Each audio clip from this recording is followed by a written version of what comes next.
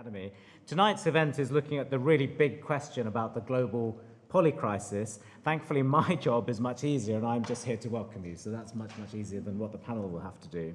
If you've not been to the British Academy before, we are a fellowship of top scholars in the UK and internationally. We're a funder of research. Last year we gave out more than £80 million in research funding, and we're doing policy and public outreach to make sure that the humanities and social sciences really engage the wider world. So you're very welcome here if you've not been here before. But I did want to preface the session tonight by just flagging, and any of you who are in the UK academia will know, we are in an existential crisis in higher education in the UK, and this is very much impacting the humanities and social sciences, where we're seeing deep cutbacks. At the British Academy, we're speaking out loudly on this, and we're gathering the data to really show in a very evidence-based way what is happening. But what this means, I think, it's more important than ever to champion these disciplines of the humanities and social sciences, which is why it gives me such great pleasure that the Holberg Prize has chosen to hold this event tonight here at the British Academy.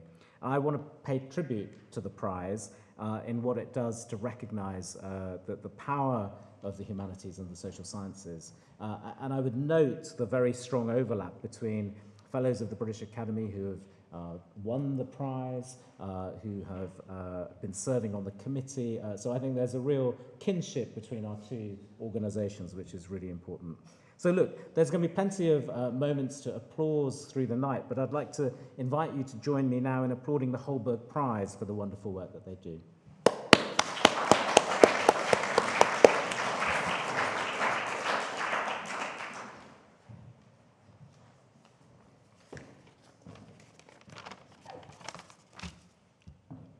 Good evening. My name is Jørgen Sejersted, and I am the chair of the board of the Holberg Prize. In 2003, the Norwegian government established two scientific prizes in areas not covered by the Nobel Prizes: the Abel Prize in mathematics and the Holberg Prize in humanities, social sciences, law, and theology. The prize is named after the 18th century scholar and writer Ludvig Holberg, a prominent figure in Danish and Norwegian cultural and intellectual history.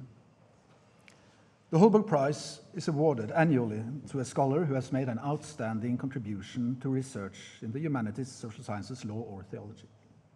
The Holberg Prize also awards the Niels Klim Prize to an outstanding young scholar from or working in the Nordic countries. Further, we organize the Holberg Debate every December, and we administer the Holberg School Program as an initiative to increase understanding of and interest in research in the humanities, social sciences, law, and theology amongst upper secondary school students in Norway. The Holberg Prize is awarded by the board based on the recommendation of an academic committee composed of outstanding international scholars in the relevant fields. This Holberg Committee select their candidates from nominations submitted from scholars and institutions worldwide. Today, the committee is meeting, or tomorrow they are meeting here in London, and that is the occasion why we are here now.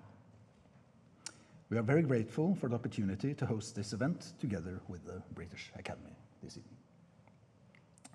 I will use this opportunity to express the board's gratitude to the chair of the Holberg Committee, Professor Ann Phoenix of the University College London, who does such important work for the prize and who also has made this evening's event possible. Thank you very much, Ann. Ann will also moderate the event, and on the panel we are proud to present Professor Paul Gilroy, Emeritus Professor of Humanities at University College London and Holberg Prize Laureate of 2019, and Professor Griselda Pollock, Professor Emerita of Social Sciences and Critical Histories of Art at the University of Leeds, Holberg Prize Laureate of 2020, and Professor Gurminder K, Bhambra, Professor of Historical Sociology at the University of Sussex. Thank you for coming. I am looking very much forward to hearing this brilliant panel discuss this evening's topic, which is global polycrisis and the powers of narrative, the role of academia, art, and public intellectuals. So please, Anne, now the floor is yours.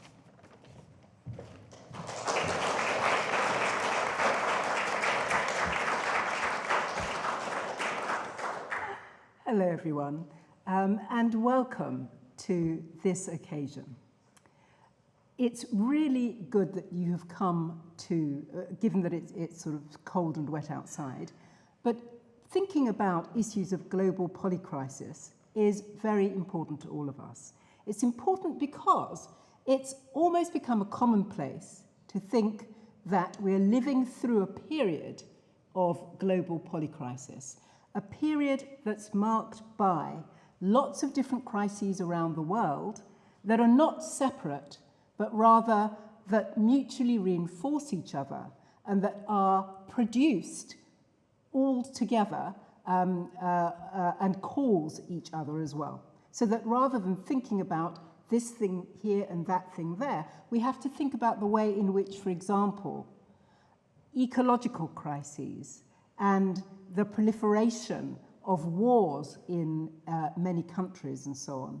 We have to think about the ways in which populist discourses and so on all link together across many different places and have an impact so that they amplify negative impacts and mean that actually what we need to think about is the way in which humanity's prospects are degraded by polycrises. Well, Edgar Morin, who coined the term global polycrisis in 1993, argued that if we're to address polycrises, what we need to do is to have much more complex thought systems than people often do. And that is exactly why we also need to think simultaneously about narratives. And why? Because narratives, whether they are verbal, whether they're textual, whether they're much more to do with art or the digital or algorithmic narratives, they help us to establish meanings, to understand where we are in the world and what's happening in the world. They don't just describe, they construct meanings. They're always imbued with power relations. And that means that in order to change anything, we also have to shift narratives.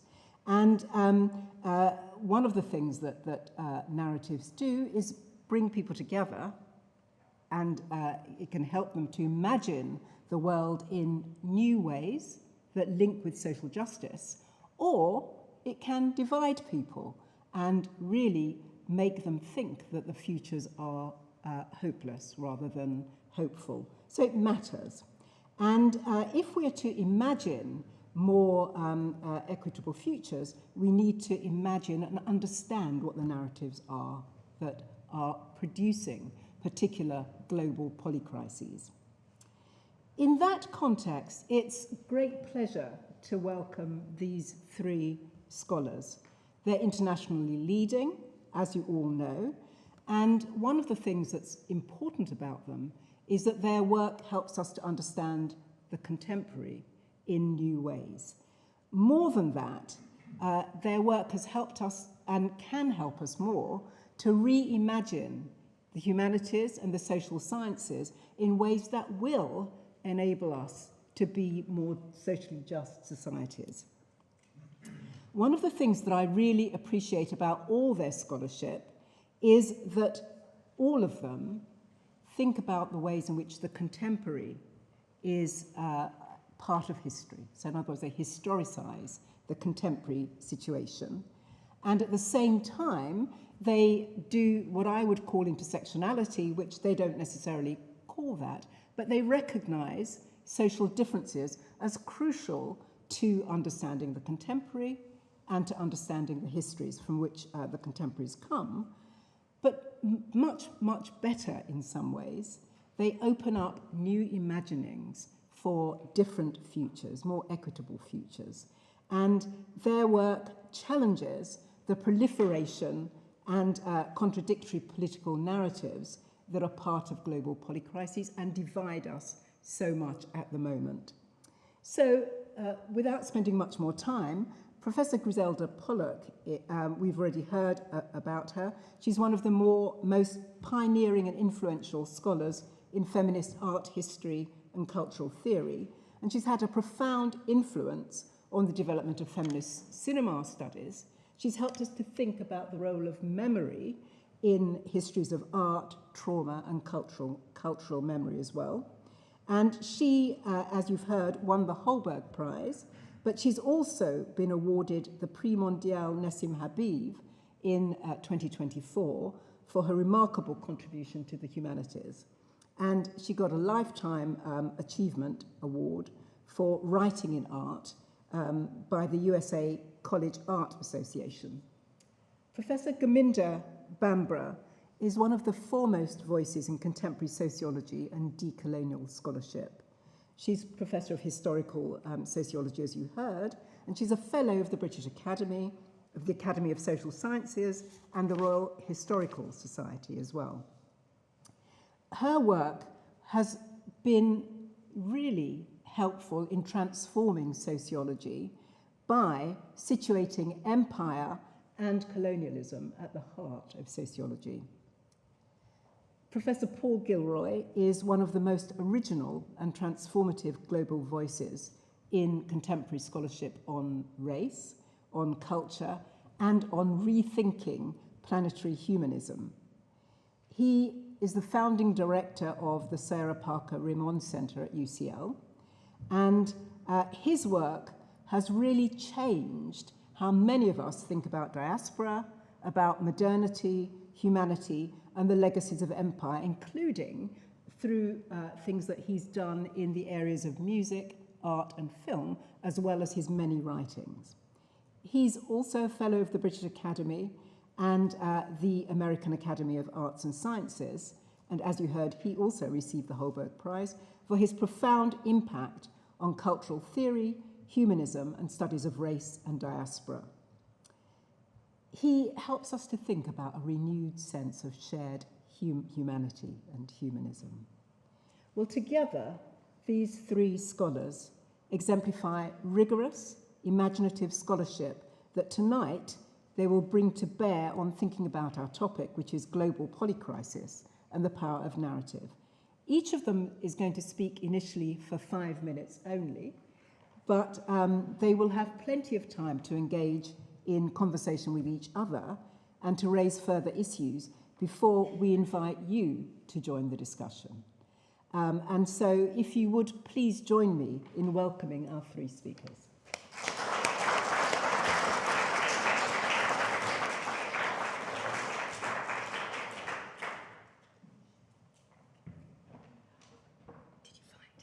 Aware that I tend to go on for hours and hours, even when given small slots, I shortened my PowerPoint, my presentation, but we have now got the long one, so I'll whiz through it terribly fast. But I want to start, before I do the formal one, with a little more anecdotal thing, because I'm going to steal a minute. My elder sister, aged 81, asked me yesterday what I was going to say about the role of public intellectuals tonight. I was put on the spot, so I came up with 5 things quite briefly. So after that, I'll just stop. Develop and defend a sense of history rather than competing narratives. Challenge and resist the reductiveness of the new language system that I term Instagrammatology. Question the forms of subjectivity and subjection created by crowd-funded, profit-driven social media platforms with their manipulation of oppositional and Manichaean or dualistic thinking. Resist the erosion of human solidarity fostered by the political manipulation of Instagrammer and social media culture. Require and foster both analysis and imagination. And finally, do not put this on a PowerPoint. Understand. But the habit is unbreakable. So I want to talk about what tools I inherited to become a public intellectual, and I trace this to 1905. And I want to remember the great moments of the 1905 revolutions in European thought. What is the physical universe? Einstein. What is being? Husserl and phenomenology. What is language? Saussure and semiotics, which led to deconstruction. What is memory? Bergson and materialism. What is society? Marx, Durkheim, and Weber, of course. What is the psyche? Freud and Jung. What is sexuality? Freud and feminist theory. Why is gender a hierarchy? Well, that's feminist thinkers since the Middle Ages, if not before. Now, these produce structuralism and then self-critical post-structuralism and opposed positivism, empiricism, and individualism. So you know all that. But the next came the great 1968 revolutions, which were linking theoretical to political revolts, the decolonizing, the feminist, the queering. And just in case you missed this, that one of the great art historians of the early 1970s was a woman called Françoise Daubonne, who in 1974 wrote about the history of art and the struggle of the sexes. But also she wrote a book called Feminism or Death, which is taken this time to get into publication, in which she argued she was the first eco-critical planetary linking with sort of what one would call fundamental Marxism and fundamental feminism, or not fundamentalist, but fundamental things, to ask if we could survive without feminism. Okay? The other great thinker in my education is the idea of the public intellectual in a common world is Hannah Arendt, who asks us what we're doing in education, which is to allow the next generation to do something we had not anticipated while sharing our tools to facilitate that transformation, because we have a shared task of renewing a common world. Now, in the terms of polyglobal crisis, we know that we are facing the possibility that there isn't a common world, there's a divided world, and that there is not going to be a world at all, because the race to destroy the conditions of human and animal, and indeed, therefore, imaginative life on the planet is too terrible. So they asked us to refer to a recent publication. This is a book about the same size. It's one of the smallest books I've ever written. Everybody's very happy about that. But it contains 2 essays. One I wrote in 1984 when I was a very angry young feminist, and now I'm a very old and tired but still angry feminist in 2024, on pedagogy. And I marked the additional issues from 1905, 68, with 89, the change in the global system, 2001, and then I arrive at the revolution of all revolutions, which is the touch screen phone. This is the thing that has changed the game, and this has given rise to what I term post-2010, Pache Derrida, Instagrammatology. And so I'm calling for an analysis of this grammar of social media, which reduces the spectrum of nuanced thinking and imagination, permits political surveillance, the public policing of ideas, and specifically of intellectuals who utter now cancelled words. So this is the realm of language and the policing of language. You will recognize my source of grammatology in Derrida. You may not recognize particularly also the translator of Derrida, Gayatri Chakraborty-Spivak, whose book, The Death of the Discipline, marking the end of comparative cultural studies, and particularly in the American university as early as the beginning of the 2000s, in which, while Derrida looks at writing, she looks at the question as what is the act of reading, which she defends as intending towards the other, learning to, as it were, encounter, not to absorb, not to to possess, but to learn to intend toward that which comes you from the space of otherness. I've also been inspired by Ajahn Appadurai, the great anthropologist, Indian-born, American-based, who followed the 1990s and inserted into our thinking these 5 global flows, which are changing at the intersection of migration and communication technology, which he says has altered the imagination, making it, though central to all forms of agency, it is now a social fact which everybody has some kind of contribution to, which may be positive or negative. We can see what that is. So Instagrammatology is this grammar of non-thought and exchange engendered in the social media as an unexpected erosion of thought. It's an anti-thought system and an industrial communicative reframing of imagination and subjectivity itself. So this is why I see 2007 as the critical moment, because the touchscreen smartphone is developing a cultural, political, linguistic, and subjective culture whose effects are so massive that it forms a break whose significance I don't think we have begun to comprehend theoretically.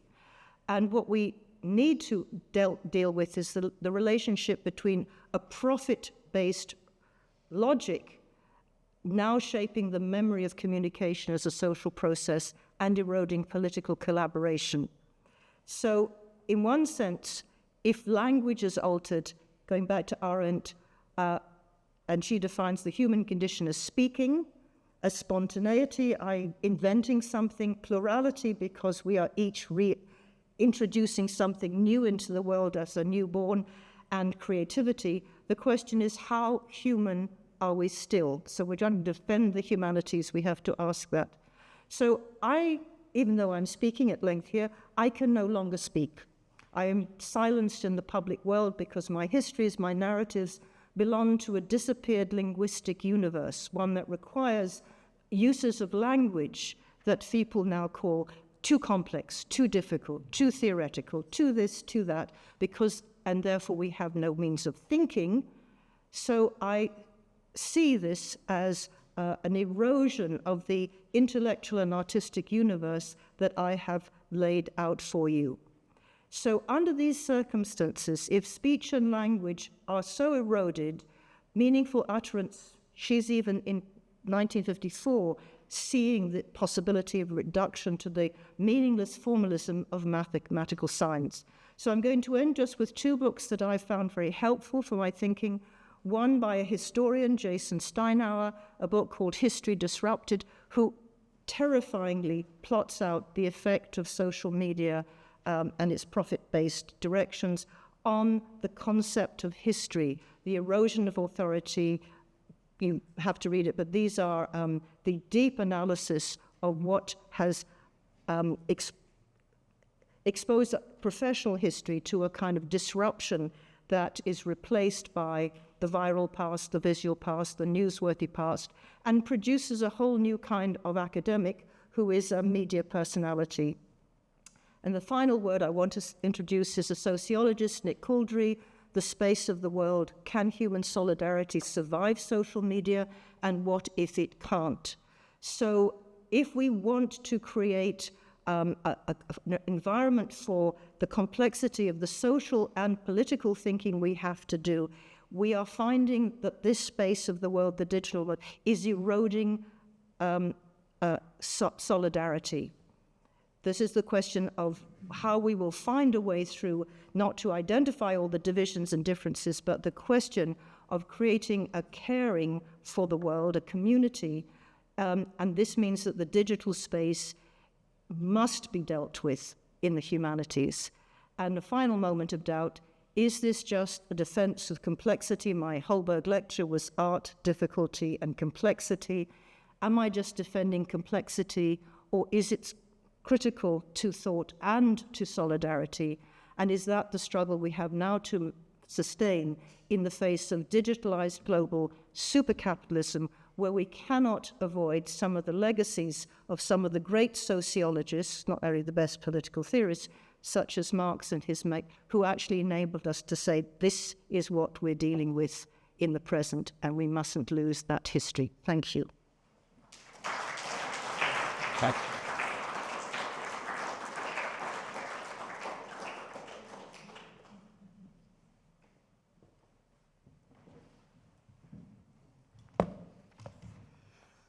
Thank you so much for the invitation to be part of this panel, and truly honoured to have been asked. I want to make a different sort of argument. So start with the narratives we use to understand the world shape both our experience of it and the efficacy of our interventions within it. The narrative of a polycrisis points to and exacerbates a sense of being assailed across multiple separate domains. As Adam Tooze has suggested, and I quote, "The shocks are disparate, but they interact so that the whole is even more overwhelming than the sum of its parts. This sense of being overwhelmed is politically debilitating, and, I'll argue, emerges from a misunderstanding of the nature of the crises we confront. In my work, I've set out the significant legacies of colonialism and their elision within both academic and public debates. I argue that we need narratives that explicitly acknowledge the shared, connected histories that have brought us to this present conjuncture. Speaking of which, the Raise the Colours campaign, which seeks to cover the suburbs, cities, towns, and villages of the UK with flags, emerges in its own terms from a sense of disconnection. It states that by flying the flag from roundabouts to rooftops, it's possible to remind ourselves of our shared history and future. That history is understood and presented as a national history. And the future, it's argued, should be organised in line with the rights and interests of the nation. Politically, this translates to an argument that it is historical belonging to the nation that provides rights and entitlements, including to welfare, in the present.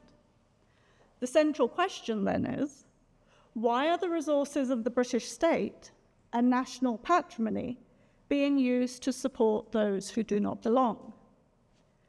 This includes not only refugees and asylum seekers, but also those more generally considered to be immigrants, and those that Enoch Powell chillingly called the immigrant descended. The claimed consequence in a crisis for the welfare state is not to locate it with the policy decisions of current and previous governments voted for by the national population, but to associate it with those deemed to be outsiders. The supposed legitimate concerns embodied in such arguments elide the historical connections through which those outsiders have in fact augmented that patrimony. The history of Britain is not easily contained within the idea of a nation. Not only is it constituted through the bringing together, not necessarily consensually, of four nations, but also through the broader processes of colonization and empire. Before there was an idea of the British nation, there was the fact of British Empire. That empire contributed significantly to the development of the welfare state and to public goods that were available to national subjects. It was overseas resources, including the taxes imposed upon colonial populations, which, as Winston Churchill recognized, enabled Britain, and I quote, to defray social services at a level incomparably higher than that of any other European country. Not only have those who can demonstrate historical connections to the British Empire, then, contributed to the patrimony of the national state, but their arrival was also a consequence of these connections. In the 1940s, for example, my grandfather moved from Jalandhar to Nairobi, as if he was moving from Manchester to London. When the British Nationality Act was passed in 1948, he applied for citizenship on the basis that he was born in British India and now lived and worked in another British colony, Kenya. While the connections in the present may be different, having fought for the British in Afghanistan, or escaping the consequences of British foreign policy in other lands, those who come do so through such connections. The symbolism of Operation Raise the Colours draws its power from military contexts, when raising the colours served as a rallying point for armies, including prior to battle. The questions then emerge, against whom are the colours being raised today, in preparation of what battle? The most common slogan accompanying the flag is "Stop the boats." Those boats include people who had fought for Britain under those colours. Many of the immigrant descended from those who fought and died under those colours in 2 world wars and the many other campaigns of the British state. Mobilising the narrative of the flag against the actual history of the flag points to the failure of much of the population to understand its own shared history. As Paul noted many years ago, there is no black in the Union Jack, and there isn't even a recognition of that absence. Acknowledging historical connections would enable us to diffuse the arguments for separation and, worse, deportation that are being made in the present. The role of intellectuals is to understand those connections, to point to the ways in which they configure our shared present, and provide more effective explanations for how things have come to be. This, I would hope, would provide the basis for developing different understandings than those which currently dominate public debate.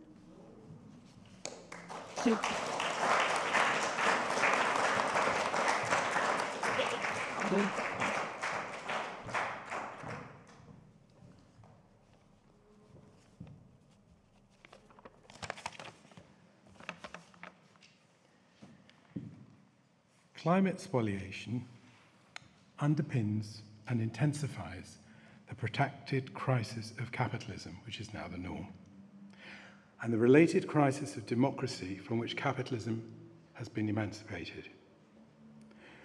Polycrisis refers us to a number of subsidiary difficulties. The crisis of inequality in this country, the crisis of institutions, and internationally perhaps also the crisis of institutions. I don't work in the university anymore, but we were there, we were dealing with the crisis of mental health.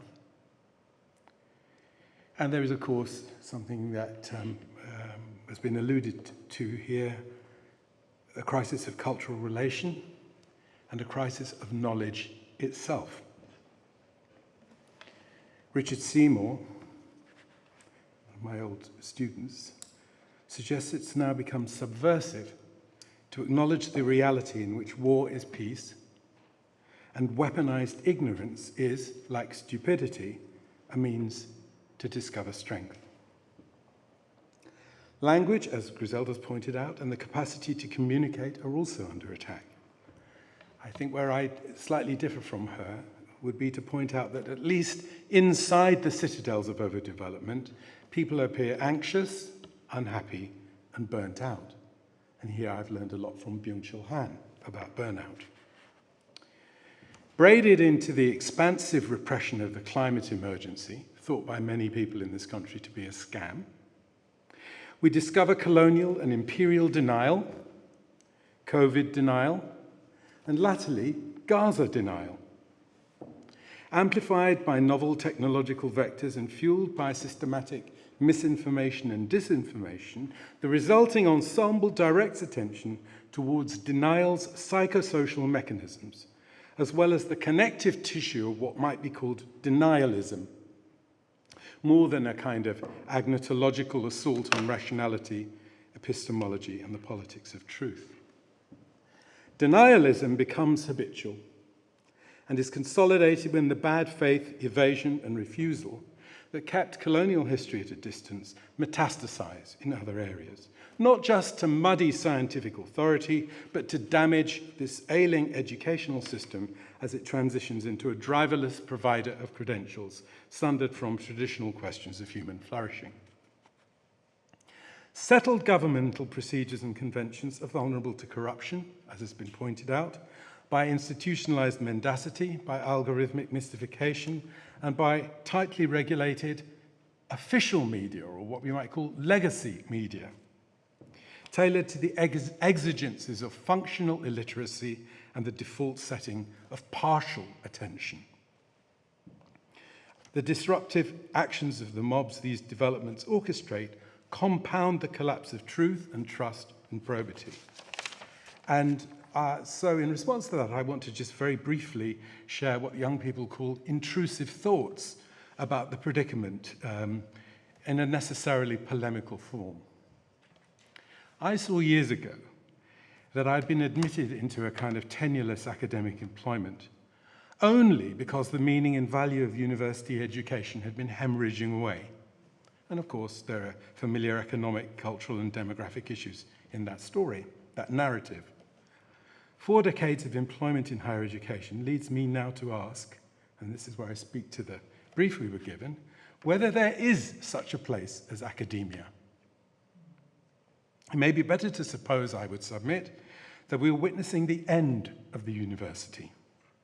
And, like some of you here, I expect, I've watched almost everything that I value about education, about teaching, reading, learning, cultivated curiosity being shredded in front of my face. Neoliberalization and marketization created new hierarchies. University life was distorted by the methods and assumptions of insatiable managerialism, by fees, by financialization, by the intrusions of corporate power and military power, the importation of generic corporate culture and enthusiasm for technological flows cemented the abandonment of any local mission or national focus. Now, this is something that people in other countries do not understand, because all across Europe, as far as I know, the university is essentially a local institution. It serves a local community. If I go to, I don't know what it would be, the what they call the matriculation ceremony in any town or city with a university, everybody will be there. The mayor will be there, the police will be there, the firefighters will be there, and we'll all be sitting there, and the rector, which is an elected position in most places, in healthier societies, will make a speech, and someone who represents the professional staff will make a speech, and that will be answered by someone who speaks for the student body. It's a different way of thinking about education. I suppose, we don't need to rehearse the negative aspects of the model we've adopted. Opening campuses in the Gulf was a sort of precondition for Lord Brown's establishment of debt peonage as the reality for the educated. And in this country, at least, this is my second provocation, there are no public intellectuals. This is a fantasy dreamed up largely by drowning US academics in elite places.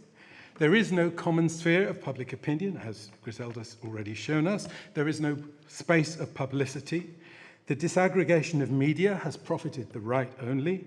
Perhaps the NHS supplies a final battleground for the value of public good. Its stealthy privatization brings us face to face with the separation of politics from power, as Zygmunt used to always point out, the convergence of policy orientations across partisan political lines, and of course, the weaponization of social media, and the monetization of attention. An immediate effect of the polycrisis, then, is, or as I prefer to call it, the organic crisis, is that it demands the reinvention of publicness, something that has initially appeared important in the context of disastrous privatizations, water, energy, and so on, but also of culture and experience. My third provocation, the accumulated defeats and retreats mean that there is no longer any such formation as the left. Traffic between what were once anchored locations of left and right is more frequent and more fluid, as we know, but this is not a kind of horseshoe where extremes intersect, but rather a more complex geometry in which multiple planes of convergence convey dimensions of division that are not traceable back to any one continent of thought or ideology. Energy and automotivity, genders and sexualities, nationalism, xenology and racial hierarchy, well-being, health and latterly assisted dying, all have acquired notable eschatological flavor, and none of them conform to a left-right geometry at all. Governments and media, of course, as we've seen, as Griselda and Gurminder have pointed out, converge around themes and cement the extended strategic priorities of nativists and ultranationalists. And of course, there is a divide between the people who know what they're doing and the people who appear to be the vectors of an apparently organic convergence. Many polities are now so polarized that extended consideration of the causes, of the character, the dynamics of civil war is time well spent. Think of Agamben's little book on stasis. Stasis means being stuck. We are stuck. It also means civil war. We might be required to ask, once again, perhaps drawing on Primo Levi here, whether violence between intimate enemies might sadly always be closer than complacent and unimaginative liberals like to imagine it to be.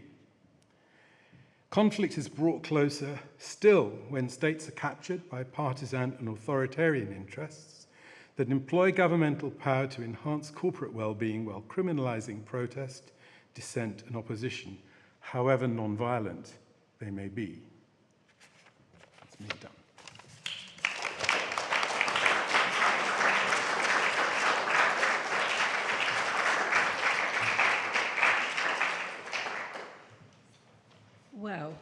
those were three presentations that raised so many issues, and I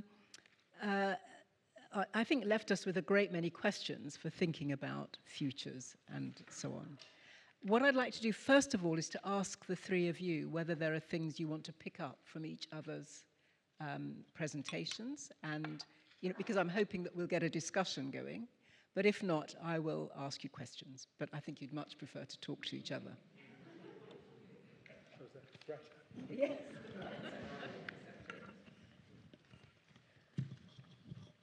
Well, I'll start off because I felt echoes and resonances with amongst all three in terms of certain notions around not community, but what I was saying about kind of how would you forge solidarities as a form of resisting these kinds of erosions that we're seeing, and they do need to be.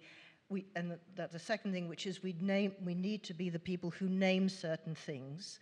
And I really took up from what you said, Paul, about the sense of there not being public intellectuals, because there isn't a culture of, the levels of erosion of the value of what is considered education under all these multiple forces of the managerialism of the university, the money in the sense, and now this difficulty in relation to these simple activities of reading, learning, studying, being challenged, being made uncomfortable, and finding the experience of education as opening possible worlds. It's now closed down, and I do think this is not very far away, this crisis that's absolutely with us. And that's why I said I don't think I could continue to be heard if I were still employed in a university in teaching. I already found before the end of my teaching in 2021 that this was eroding my ability to speak of certain really difficult and important things. I used to teach a course on the cultural memory of the Holocaust and its extended resonances around the world in terms of other instances that weren't things. But the notion that students were too nervous to come to my classes for fear they would encounter something not just difficult but painful.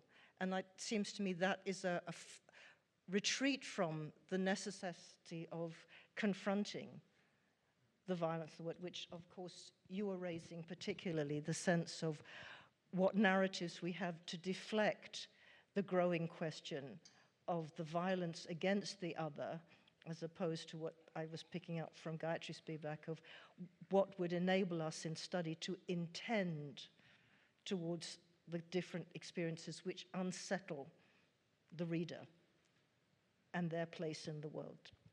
So I thank you both. It's really wonderful. Yeah, no, I would maybe like to pick up just on what you ended with there, Griselda, because I think one of the concerns that I have is with the idea of the narrative, because I think when you start arguing in relation to narratives, then what determines the rigor of the narrative that's being presented? So there are people saying particular things about outsiders coming in, taking access, having entitlements to welfare which they shouldn't have because they've never paid in. And on the other hand, people make an argument that we should support refugees. And those could be seen as two narratives. But for me, there's another question, which is about the adequacy of the narrative that's being used to make the argument. And that's in relation to the fact that the majority of people who come as a consequence of historical connections to empire and British colonialism. And they come from countries and populations where people would have paid taxes that would have come to Westminster, which Westminster has then used in order to provide public goods nationally that were never available colonially. So if there's an argument that actually these people who come do have a sense of historical belonging, but it's to the empire, not the nation, how might that change the way in which we make our arguments about their inclusion in things, as opposed to fighting on a terrain of opinion or emotion or solidarity? And it may be the difference of being a social scientist as opposed to a humanities scholar, But I do think there needs to be something that underpins the narrative, which is around the commitment to scholarship, rigor, and standards, that then grounds the narratives that we use in particular sorts of ways. I think that ship has sailed. And I think that studying racism and thinking about these things, obviously wasted too much of my life doing that, was an incredibly instructive experience, because it said it didn't matter how much evidence you could marshal. The point was the evidence wasn't going to get you anywhere. I'm not saying that you don't aspire to have the best evidence you can find, but to invest in it as if it was somehow a way of, waving the wand of rationality at forces that can't possibly respond to that wand.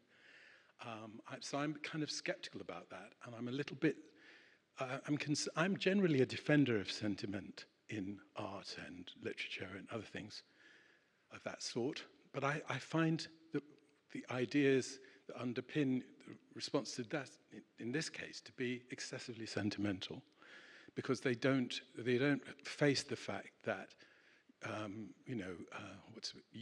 we can have the facts and they have the feelings, so we have to find a way. I assumed the narrative question was about addressing that problem. That was implicit in what I said, that there's something about that. What would the narrative be? Yes, I agree, it would have to adjust. But Sivanandan, for all his appalling habits, was saying 50 years ago, we're here because you were there. And that's been iterated and iterated and iterated for half a century, and it hasn't made any difference to anything. So I think what I'd prefer to focus on, if we can try and adjust the angle at which we engage the problem, is the question of being stuck. If things are stuck, what form of force, what form of lubrication, what form of energy do you find to undo the stuckness? Looking at us in hope that we're going to say that we're just very good at being prophets of doom, because I think that's what academics and intellectuals tend to do, and that's why I was questioning when we were in correspondence about narrative, because I am deeply suspicious of narrative, even though a great literary scholars and all the rest of it. At the same, why I wanted to bring in Gayatri Spivak's notion of reading, right, which is in a sense what happens to me when I have to encounter representations of the world from many points of view that involve me in recognizing myself as an agent of disaster in someone else's life world. That seems to be one of the things that we tend to not explore, but obviously as apparently a European-based person, even though I'm an immigrant in this country, I come to say, and I had to acquire a British passport under difficult circumstances. But in sense that the questioning of what is taken to be the safe position from which these others are, that's what I'm interested in, sense as to what is discomforts, what you do with that discomfort, and maybe that's what your kind of lubrication is, how to get unstuck, is a kind of work that has to be done. And I'm not sure that narrative, that's why I was, as a historian, saying historical knowledge has to be mobilized in a very particular way, not narratively, but deconstructing these safe places that people inhabit in one sense. But at the same time, I live with a sociologist. I draw on some of the great sociologists of the 19th and 20th century. So I think that's another recognition of forms of thinking which look for social processes and structures, which we then have to recognize, and I say I have to recognize myself within. I can't be outside of them, and I think that's still not been shifted sufficiently from the side of those who can mistake themselves for the center. And I mean, we had a lot in terms of this with our students at university, and the very important question of asking their European teachers, their white teachers, etc., to undergo a process in which the question of race was owned by those who do not see themselves as raced, but put the burden of otherness elsewhere. What is the work that you have to do? And there's a wonderful book which gave us a 10-week course, which of course, I've forgotten the name, but it was something that our students required us to undertake because of this invisible question of race on the white side and the ways in which the burden is always in someone else's. I mean, I think for me, it's more about sort of shifting from identity to history in particular ways. So I've been more interested in thinking about what are the histories that have brought us to this particular place? Because we're not here as a consequence of random processes. We're here as a consequence of particular sorts of histories that have brought us into this room. And what can we learn if we take the connection seriously? So I remember in the period that the debate was going on around whether we were to leave the European Union or not, there was a lot of conversations about, you know, being British and so on. And one of the things that I realized through those conversations was almost every single one of my white friends who I'd only ever known as British all told me about the different passports that they were getting. They were going to get an Irish passport or a German passport or a Norwegian passport or something because they had a mother who was Irish or a grandfather who was German or something else. So all these people who I had grown up with and were friends and colleagues who I'd only ever known and had only ever thought of themselves really as white British, suddenly had access to other passports and therefore access to continue to be European, whereas me, where I've only ever had a British passport, my parents have only ever had British passports, my grandfather had a British passport from the time that it was possible to get a British passport, and yet I grew up here being called an immigrant and thinking of myself as an immigrant, simply because the borders, I was assumed to have crossed a border to get here, whereas my friends and colleagues weren't.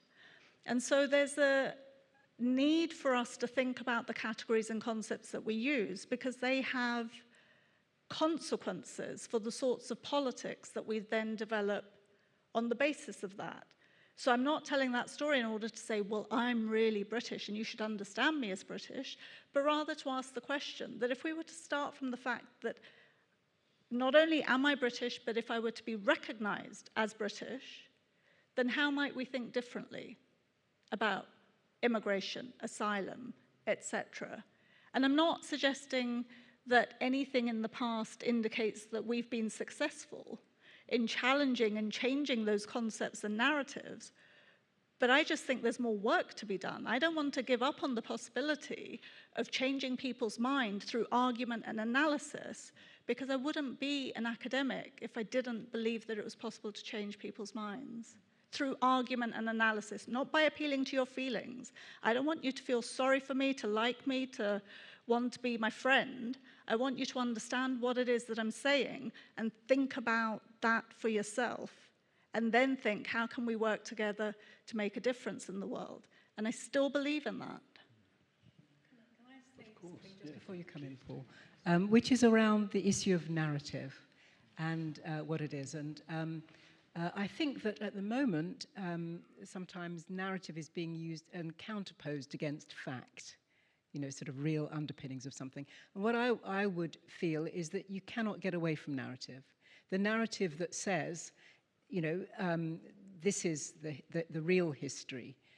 These are the real percentages of people who do that. Those are narratives. They're constructions of ways of understanding meaning.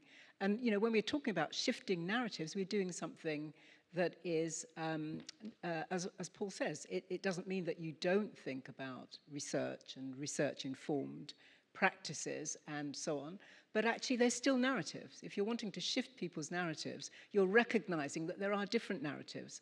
And, you know, I would also say that one cannot separate emotion from all sorts of issues to do with humanity, even if people think that they are doing it. I mean, that's partly why I'm very into the psychosocial, because it's quite clear that, you know, when people do, for example, historical work, I've been very struck with Holocaust work, and Griselda you know this as well, that how in the next generation emotions pop up because actually the parents had those, emotions repressed.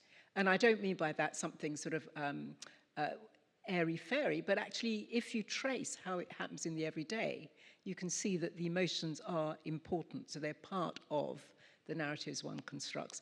And I would just say that one of the things in thinking about racialization and issues of racism, for a long time, many people thought that Gordon Allport's 1954 notion of the nature of prejudice was to do with ignorance, and that facts would feed that and it would change.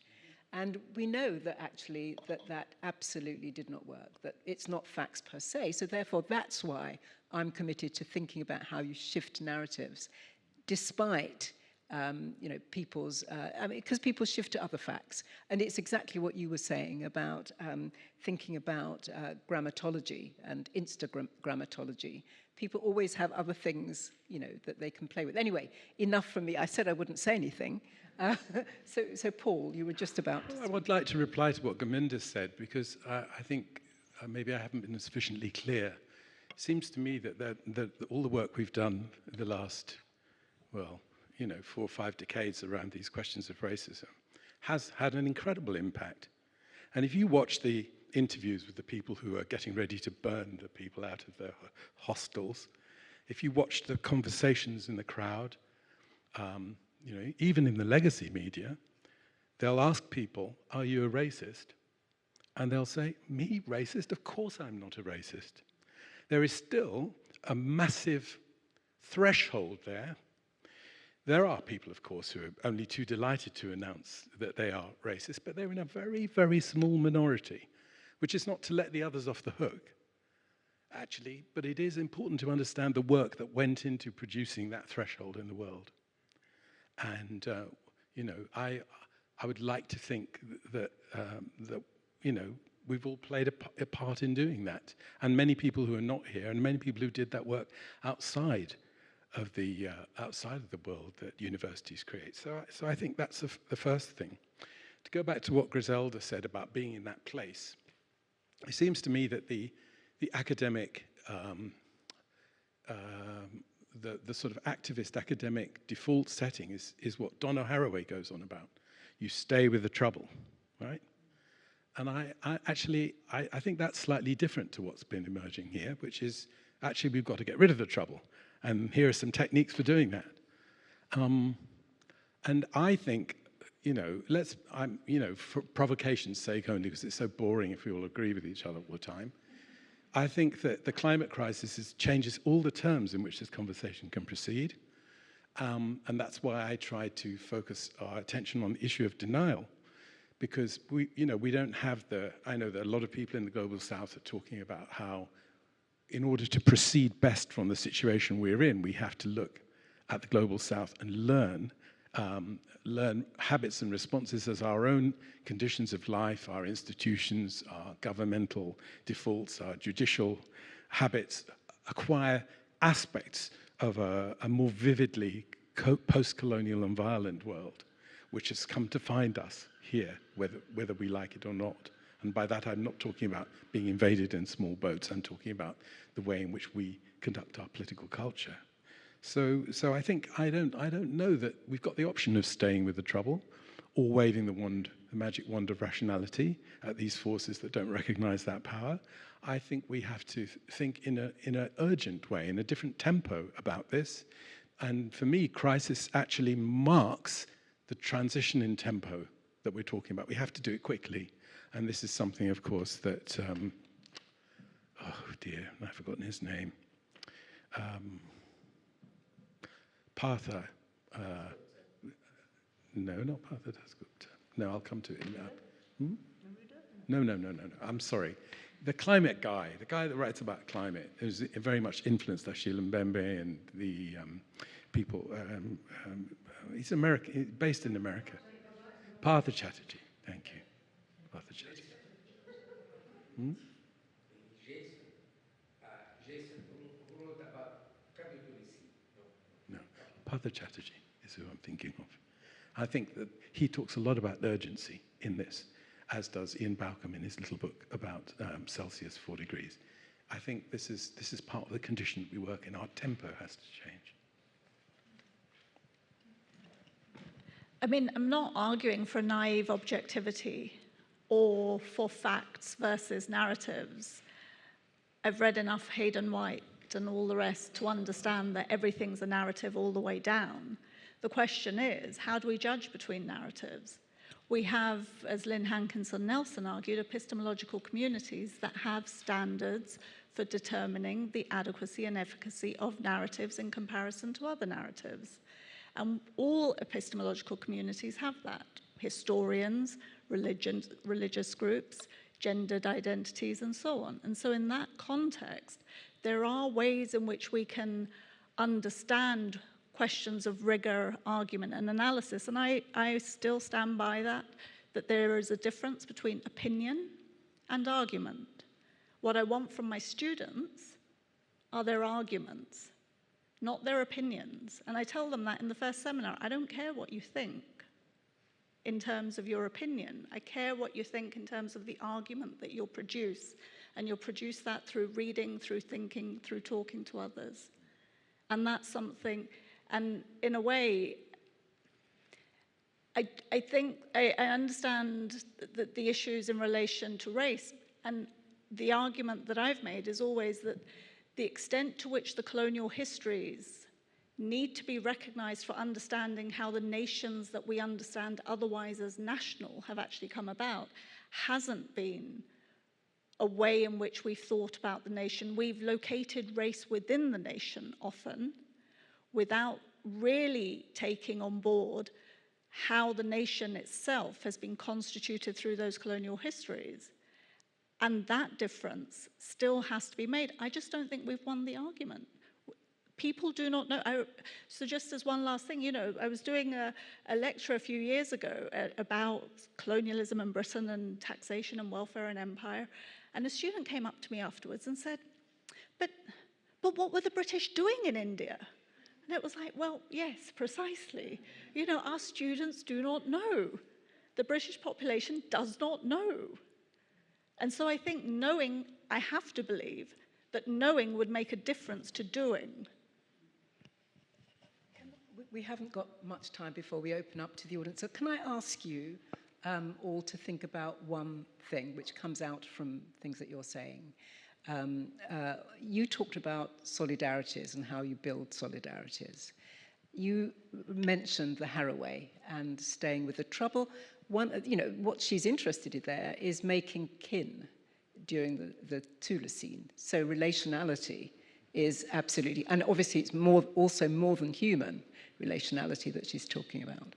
And you're talking about, what people know and how you can shift their narratives, which may be partly through shifting solidarities.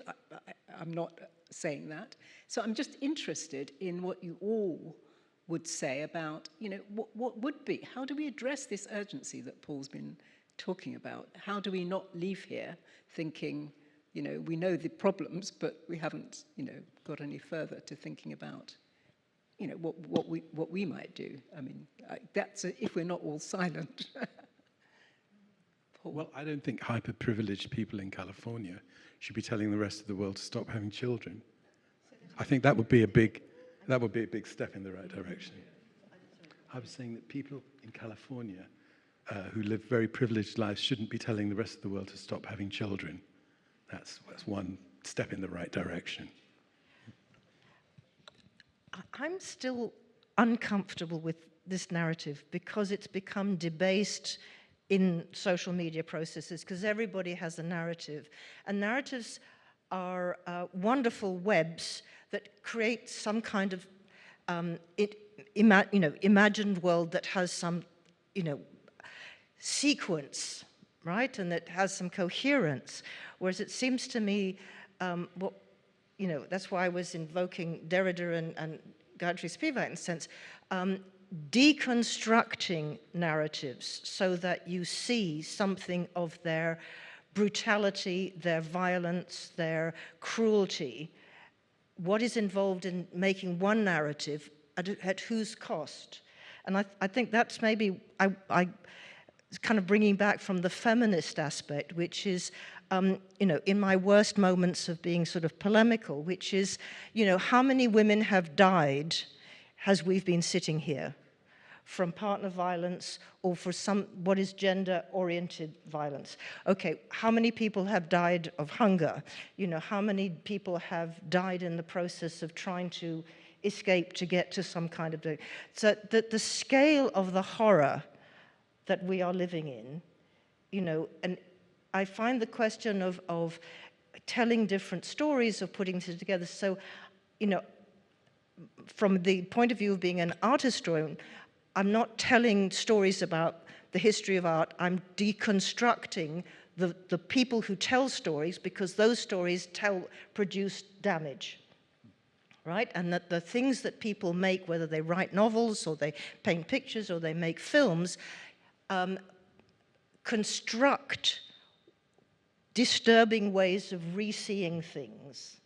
So I would want to bring back the word representation, because they, you know, and one of the things I trained my students is not who did this and why did they do it and fantasizing their kind of psychological orientation, but what is it doing to us that this is in the world? Now it might be doing something good, but for the most part, many representations are repeating a violation of the humanity of somebody. So I would like to kind of bring back that, you know, Arendtian question, how human are we now? Now this is not to, apart from not loving the dogs and the cats and, you know, everybody else, and companion species is one of the great transformative dislocations of human-centeredness, you know. But at the same time, this is as the world is so violent and so corrosive of human life at the moment.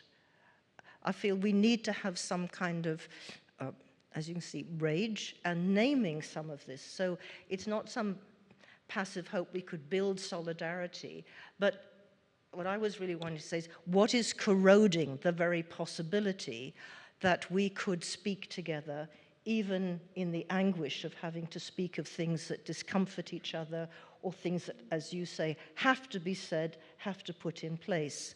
And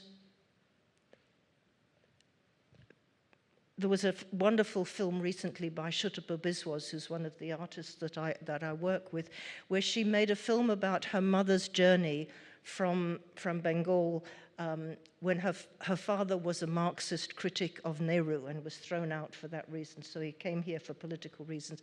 And she, with 4 children, made this amazing journey. And even that journey is such an interesting thing to retrace, you know, from Bengal, you know, in Calcutta down to what used to be, for her time, was Mumbai, and then, you know, all the way, then she goes through the Suez Canal just before the Six-Day War, before it gets closed, and you think, oh, wait a minute here, now we're really, you know, these histories are intersecting, and then she goes to Genoa, she has to go to Genoa, and then she has to get the train, and then you get, you know, to the coast, and then you get to Calais, you know, and you think, this is the journey which she's doing. In slowing that one down, and then when she makes the film, she situates it in a 16th century Tudor house in Bristol, the heart of the slave trade. And in the fireplace in this house are these little Dutch tiles, because they always forget the Dutch colonialists, with the ships. And it's that thing that when someone puts that together in an artwork and you start noticing these things, it's not narrative, in the sense, but it's doing what you're asking them to see, to feel these networks, these processes. And by filming the reverse journey of someone arriving and then having to live in the world that you're describing, she's trying to plot, how did that happen, that there was that scene to navigate, and all those places they stopped on, and what then. So I want to go back with what artworks can somehow contribute, not narratively, but because you have to think, what is the relation of that? How does that intervene there? What do I need to know to understand that you would make a journey from, you know, from one of the great intellectual centers Santini Ketan, which is where she was born, to those, not the travel the tourist went, but in a sense that's the journey, that's the power of the link. So I want to bring a little bit of the visual arts and art back into making us try to work out what does this mean. I'd like to pick up on that issue of connection, because I think that's one of the most important aspects, in the sense that who's included in the narratives that we present and what consequence does that have? In the FT last weekend, Simon Cooper was talking about understanding the current crisis in the context of the fact that since 1800, the quality of life has gone up. And it's only in the last 10 years, because of the challenges posed by our continual use of fossil fuels, that we're beginning to have a sense of a crisis within our societies about how we live and how we're going to live. But if we just unpack that a little bit, so life has been getting better for everybody on the planet since 1800. If we were to ask people in other parts of the world, I'm not sure they would necessarily agree. So the things that have enabled life in Europe to be what it is in the present has come at the cost of making life unlivable for others. The crisis isn't today's. If we understand the crisis today, it's only because we're facing it today. Globally, people have been facing crises for much, much longer. Not only, so this aspect of the climate catastrophe, I think it's really important that we deal with it, because I think it's real, and I think it is going to transform our world in ways that we don't yet know. And there have been many societies, many communities who've had their worlds destroyed already by the world that we've brought into being. So the world that we're trying to save at the moment is not innocent of the destruction of the worlds of others. How do we reckon with that connection? And for me, the colonial is the way in which to think about it, because it's the colonial that tells us how the different parts of the world are connected, because it is European colonialism that brought the world into being as a world. And the inequalities of the present are a consequence of that. And our failure to recognize colonialism as constitutive to the making of the world and the making of the global inequalities that scar our world is precisely what will mean that we don't address the things that need to be addressed. Well, I was a bit mean to Donna Haraway a moment ago. I think now I'm going to wheel her in the front, give her a pat, because I think that one of the things that she systematizes in the context of an argument, a feminist argument about knowledge, is the question of situatedness. And one of the things that she excoriates in a very famous paper that she wrote in dialogue with Sandra Harding and others who were developing notions of standpoint epistemology, taking them from Lukács and building them into feminist arguments, was that you had to speak from somewhere, and that you had to be clear where you were speaking from, and you had to take responsibility of the position, that place of enunciation. And I think there's a great temptation amongst academics, to which I'm sure I've been as guilty of yielding to it as anyone else, of thinking that you can speak either from nowhere or speaking from everywhere simultaneously. And I think that, in my own understanding of what planetary humanism will be in the future, it doesn't involve either of those options, but it does involve a kind of radical accountability and attentiveness to the place from which one speaks. And so I think that that's a general good habit that one might bring in from, not just from Haraway, but from the people that she's in dialogue with, from even Virginia Woolf, Adrian Rich, people like of that generation as well. They're all very keen on the politics of location for a number of very specific reasons. And I think that to be in a webbed or a networked world doesn't sort of somehow absolve you from taking responsibility whence one speaks. I'd like to invite you to raise questions, comments and so on. And obviously not for too long, because I hope lots of people get their questions done. I aim to take 3 at a time, perhaps. Sorry. Could you say your name? Sari Hanafi, professor of sociology at the American University of Beirut. Thank you so much for this fascinating panel. Griselda, well, if I will tell the story of social media from my positionality, I would say it's really, it has opposite effect. It's so empowering of the Arab uprising, for instance. It's a funny, the last Moroccan uprising, they called themselves Generation Z, but they, I mean, there is a content analysis of their Facebook, etc. It's nothing to do with Generation Z in United States, in UK, etc. So I would say it's really another story, still so empowering social media on this. And Paul, very quickly, I think there is a tension between what you talk in the podium, where it's very interesting to say there is a crisis of left, how the left become cultural left, but then replying to some questions, you argue the situation now is much better, people are less racist. I would say discursively is less racist. I mean, it's a British politeness, but we have never have such, if you like, social inequality and segregation as today. And because we academics, we become symbolic capitals. And they less and less we care about real social justice issues in the peripheries, not in New York, not in. So can you problematize this, particularly about the crisis of left and relationship to academia? Yes. So I'll take two more, and then everybody on the panel will have a comeback, and then we have to go. So yeah, one, and then.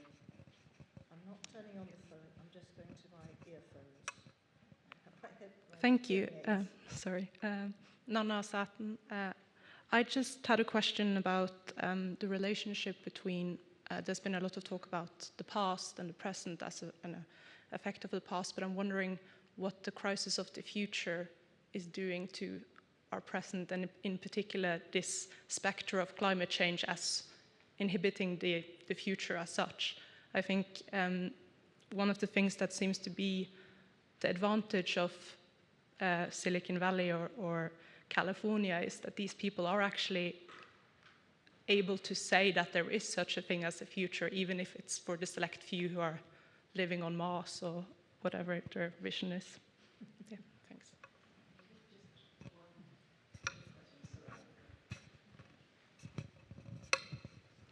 Hello, thank you very much to everyone. So much to think about. My question is about the role of intergenerational knowing and learning, which I'm not sure has been touched on that much, and the importance of narrative in that, but thinking of narrative more as storying, and storying as being one of the oldest and most global ways of knowing.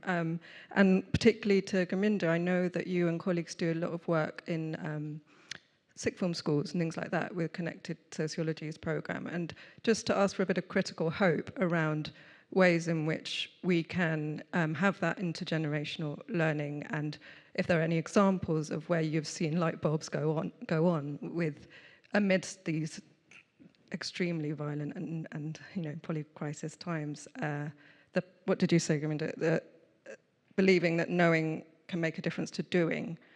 I think it's so important to see examples of that with the very young, and I'd love to hear an example of that. So we have to stop the questions there, unfortunately.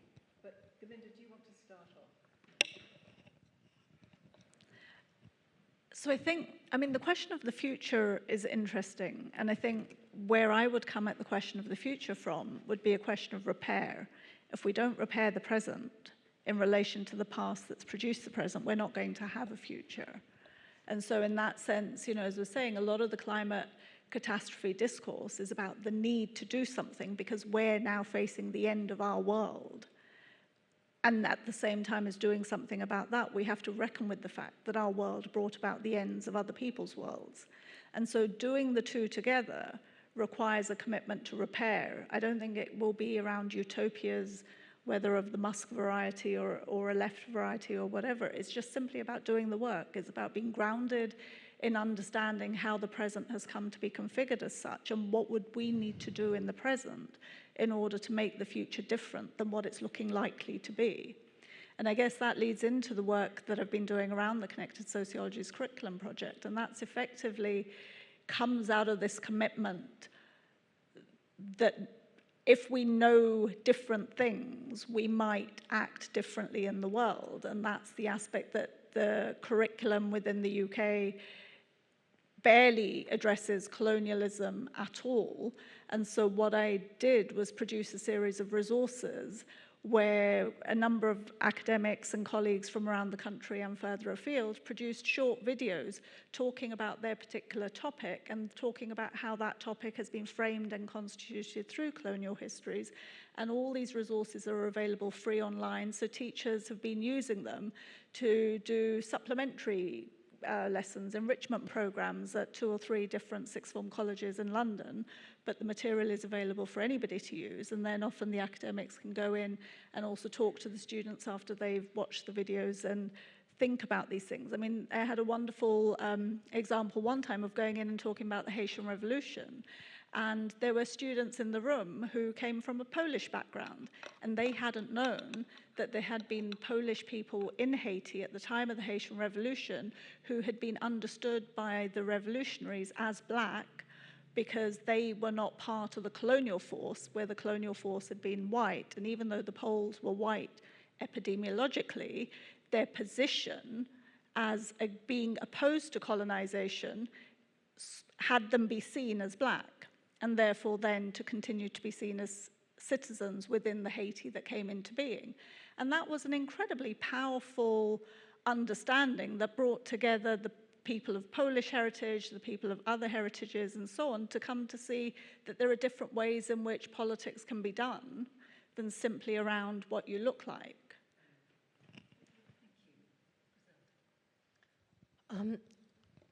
I'm struggling because I am absolutely hopeless.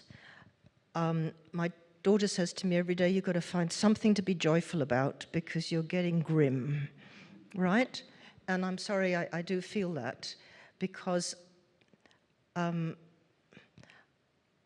think a level of facing up to the terrible realities, and when I mentioned Françoise Debonne and her notion that she wrote a book in 1974 called Feminism or Death, and everybody's going to say, she's these feminists go on about this. But there's a logic there. There's a deep, deep logic. If you think the world is there and people's bodies, particularly women's bodies, are there to harvest for your good, right? The earth is to be tilled, bodies are to be inseminated and used in certain kinds of ways, and at this point in time we have a level of suffering amongst women and girls, right? And nobody seems to think that that is as urgent. And I was asking the question, are we still human if we have not the capacity to respond to these particular levels? So what I'm worried about is the immiseration of class, which is still getting worse and worse and worse. It's overlaid with issues of other kinds of immiseration through the violence of non-recognition of the humanity of people under different degrees of the concept of racism, and the fact that, as I asked this question, nobody seems to find the urgency that was once part of the feminist question. Haraway is worrying about the dogs, and I'm absolutely with her on this, in one sense, etc., but I'm concerned primarily for the fact that this is a disappeared question, and we're prepared to allow this. So I do believe in being very hopeless as a way of causing people to this is not without terrifying significance. And the assault on the universities, on free speech, the re-inclusion of kind of racist discourses and all the rest of it that's going on, particularly in certain kinds of universities, the fact that certain ideas have taken over such that words have become these dangers. I think we should be very, very, very frightened. And I think we have been told this for a long time and we're not paying attention. And some of the people who are putting forward ways of trying to see the sort of the intricate interweaving of capitalism, colonialism, racism, I'm just going to call it violation of women's humanity. These are interconnected. And so I don't think they are narratively interconnected, but I do think they have to be analytically interconnected. And I'm having a wonderful sense of joy being here with you tonight, so that's tick. I've got my piece of joy tonight, but I think it's important to be as grim and responsible as academics for the fact it's not going to get better unless something much more serious is done at the level of using something of the 20th century's radical thinking that is now being pushed away and said as, you know, we can't do that, we can't do that, that's old hat. And I think there's a reason to be actively angry in a constructive way, I hope.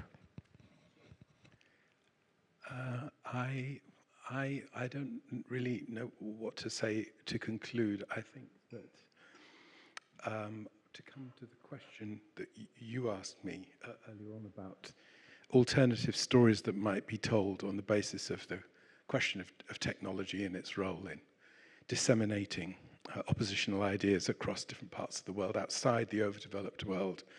I'm not convinced actually by that. I know that there are stories that one can tell about the forces in Morocco, in Kenya, I suppose recently in Nepal. They've just had this upsurge, and of course behind them questions to be identified from a number of different locations. But I don't see social media and allied technologies as empowering. I think they are unsustainable, and I think that as we see the electricity go off in areas of the world, we will soon learn the folly of over-investing in those particular forms of infrastructure as a way of managing our communicative communicative arrangements and structures. So I'm not convinced about that. I was thinking earlier on about the idea that climate change is the future that seemed implicit in some of the conversation we're having. And it's not the future, I'm afraid. And I think that there's a lot to be said. There's a lot to be said about that.